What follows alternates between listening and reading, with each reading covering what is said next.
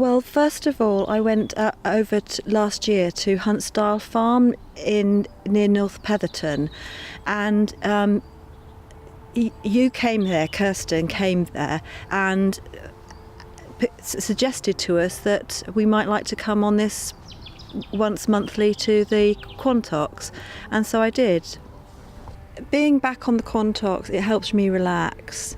It's so peaceful up here. I don't feel any pressure from anybody, and it's just so nice. And I go down and I've done something worthwhile, and I've even come up and shown my husband where we've done work on the wall and in the bluebell wood and done things like that, and he just really likes, did like that, and it helps everybody to come to terms with their own fears and inner worries, and I would encourage more people to come up here and to get involved and come on up, because we're nice people, and